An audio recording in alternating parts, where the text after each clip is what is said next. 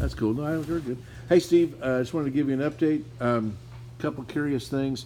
Your tank is probably not Coast Guard approved. We can't see any indication of a baffle in it. So we did the repairs, but you're still not Coast Guard approved. This is your fuel pickup for fuel to the engine, and this is where your fuel pickup should have gone. I don't know why they didn't use this instead of that, but the fuel pickup had a plug in it, and the plug was only finger tight.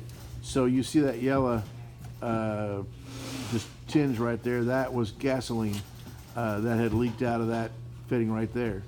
This one also had, it's kind of cleaned off now, but it also had it also had gasoline leaking here.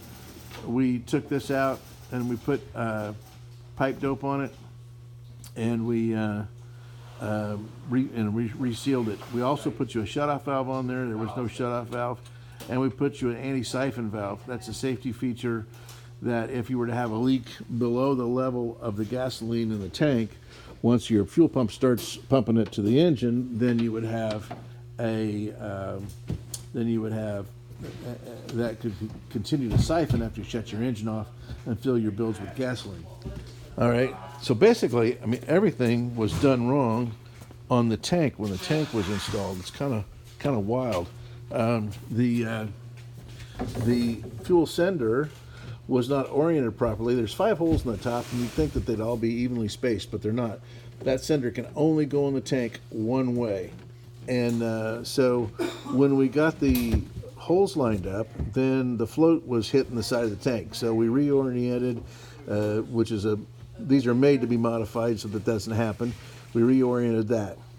Next, on your vent, you probably remember there was a blue flare fitting on there. It was 3/8 National Pipe Thread down here and a 3/8 flare, but unfortunately your flare nut is 1/2 inch. So there was no actual connection there. And so that was leaking. So basically everything up here on top of your tank was leaking gasoline in your bilge. It's actually a wonder you didn't have an explosion. So thank your lucky stars there. Only other, let's see, so we've got everything else done. We changed the oil. We checked the transmission oil. It's fine. We got the bolt. We just put a shortened bolt in there so the bolt doesn't stick out like a sore thumb. We got the light fixed. There was a screw that came loose from the terminal, and the screw's lost. But anyway, that dropped the hot to go into the light switch. So we got the lights fixed. In addition to that, we got the horn fixed. Same problem. All we lack right now is painting the bottom. And we noted that the radio does not work. So let me know if you want us to do anything about the radio. We have a hot to the radio, so we suspect that it's the head on it is not working right. Let's see. I believe that's Starter solenoid alternator. Oh yeah. So the starter solenoid is attached to the starter, and then this particular starter solenoid actually it's the style that runs the Bendix out into the on the starter out into the flywheel. So we're gonna have to put a new solenoid on it. It has to go to the starter shop anyway. So we're just having a rebuild done on the starter to make sure that while he's in it, he'll check bearings, windings, and all that stuff while he's in it. So basically, it's about the same price that way as it would have been otherwise. I'm just going to check that. I don't know if is that tight? Did you get it tightened? Do you remember to tighten it?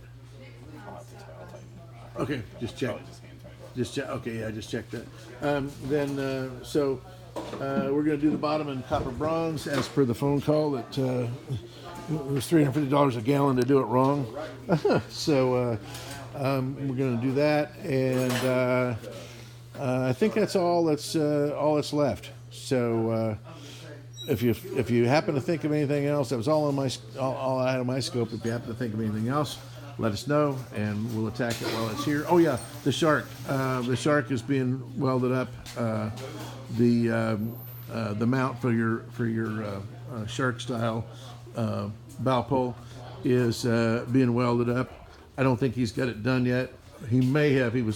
Said he was going to do it over the weekend. He'll probably do it today because he'll be out of the woods and back welding for us today because it's pouring down rain. All right, that's it. Thanks, Steve.